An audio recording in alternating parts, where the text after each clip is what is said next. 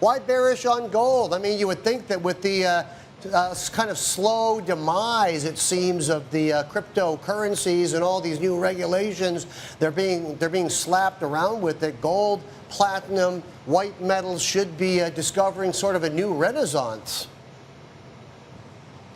Yeah, you would think so, but for gold, there really is no greater competitor for demand than rising yields on other forms of safe haven investments, specifically US Treasury bonds. And so as we see those yields rising, it's inevitable that we're going to see some weakness in the gold price. Wow, okay. What are the pressures going to be? It's not from the supply side at all, is it?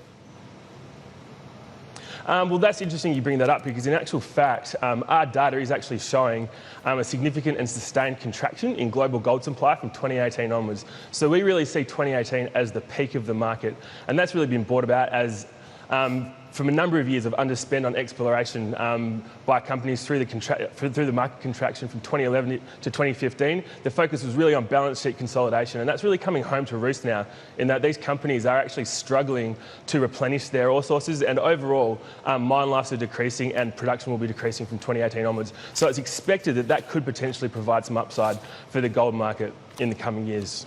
Right. Right.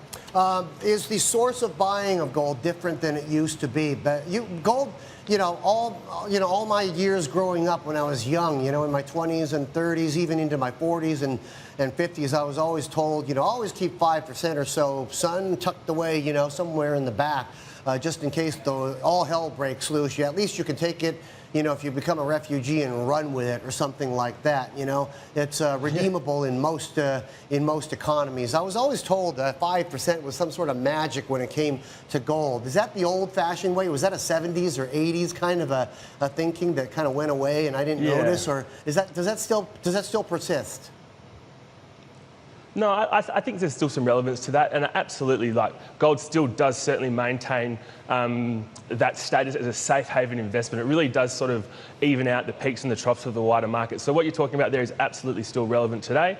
And if you have a look at, you mentioned cryptocurrencies earlier, just the volatility you see in these other alternatives to gold really just undermine their status, and that's why gold traditionally over the years, generation to generation, has always played that role as the safe haven asset within the household.